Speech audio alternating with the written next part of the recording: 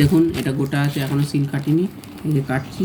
এটা একটা অর্ডার করেছিলাম এই ছেলেটার জন্য, দাঁত মাজেনো বেটা, কোনো সময় দাঁত মাজতে চাইবে না, দাঁত না মাজার কারণে ওর দাঁতগুলো নষ্ট হয়ে যাচ্ছে, বললেও কথা শুনবে না। এই যে আমার ঠিকানা দেওয়া আছে, ওসব থেকে লাভ নেই।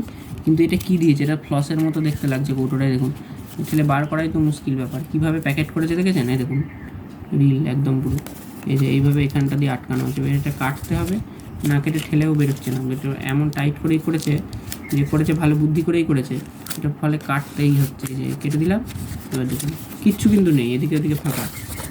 রোল একটা পিস করে, এই কিমা একটা দিয়েছে তো, যখন ঠকাচ্ছে দেখুন, দিয়েছে 3টে, ওখানে আঁকা ছিল 3টে, কিন্তু এসছে মাল একটা।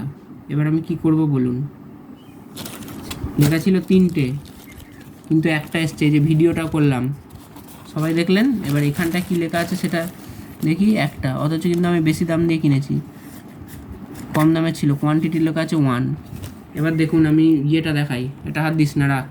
এ দেখুন একটা রয়েছে কিন্তু, অথচ কিন্তু 70 টাকা না 72 টাকা দাম নিয়েছে, আমি জানি না। এবার কি করব আমি এখন বুঝতে পারছি না, হয়তো রিটার্ন করতে হবে, কারণ এখানে খুব মুশকিলে পড়লাম। মিশোয় গিয়ে এখন অর্ডারটা দেখাই, দেখুন এর স্ক্রিনটা দেখাও সবটা। এটা দিয়ে গেছে ডেলিভারি কালকে খোলাও হয়নি, পরিমাণ 1 দেখাচ্ছে। এবার দেখুন আমার ভুলটা কোথায় হয়েছে, তাহলে দোষটা ওদের নয়, দোষটা আমারই।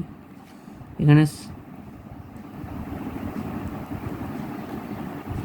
এ দেখুন দাম বেশি, 3টে ছবি আঁকা আছে, আমি ভাবছি 3টে।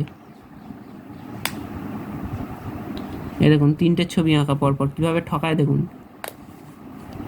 এই যে 3টে ছবি আঁকা, আমি ভাবছি 3টের দাম এটা, কিন্তু কীভাবে ঠকানো দেখুন। নিট কোয়ান্টিটি 1 এখানে লেখা আছে, তাহলে লোকসানটা আমার হলো, কারণ একটার দাম এই 39 টাকা মতো এরকম দাম, অথচ আমি কিন্তু 3টে ভেবে এই মালটা কিনলাম, কিনে ঠকলাম। আপনারা এভাবে কিন্তু ঠকবেন না।